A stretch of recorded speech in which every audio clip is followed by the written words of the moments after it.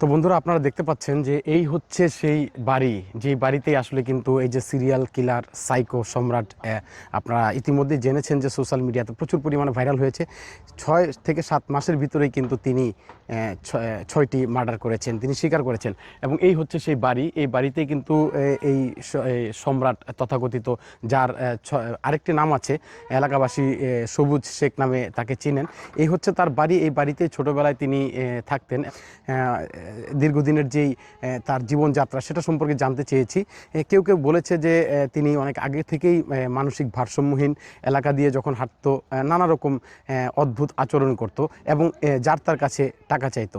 এলাকাবাসী আসলে আরও অনেক এমন এমন তথ্য আমাদেরকে দিয়েছে যা আসলে শিউরে ওঠার মতো একটা ব্যাপার। এই বাড়িটার ঠিক পাশেই কিন্তু এখানে বালুর একটা স্তূপ আছে, ছোট একটা মাঠ বলা চলে।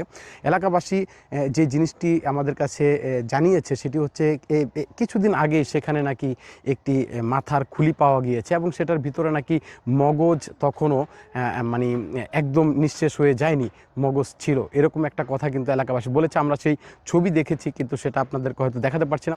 আর এই বাড়ির ভিতরে কিন্তু আপনার সবুজের সাথে মানে সম্রাট কিলার যে আছে তার সাথে তার বাবাও থাকেন। তার বাবা এবং তারা দুজনেই আমরা তথ্য মতে জেনেছি যে জুরাইনেও তারা একটা মার্ডার হত্যা মামলায় সাজাপ্রাপ্ত ছিল এবং তারপরে এখানে চলে আসার পরে আসলে তারা এখানে দীর্ঘদিন স্থায়ীভাবে থাকেনি।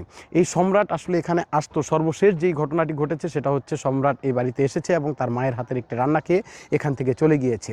আর এখানে এই বাড়ির আশেপাশে কিন্তু মানুষজন সন্ধ্যার পরে এখন আসতে প্রচণ্ড পরিমাণে ভয় পায়। এর কারণ হচ্ছে কিছুদিন আগেই এখানে একটি অটো ভাড়া করে নিয়ে আসা হয়েছিল এবং এই অটো চালককে এখানেই কিন্তু কোপানো হয়েছে, যার বিচার আসলে এখানে পরিপূর্ণভাবে হয়নি। স্থানীয়ভাবে কোনো একটা মীমাংসার মাঝে এটা সমাধান হয়েছে, যার কারণে সন্ধ্যার পরে এলাকাবাসী কিন্তু এই রোডে আসলে আসতে পারছে না, একটা আতঙ্ক বিরাজ করছে।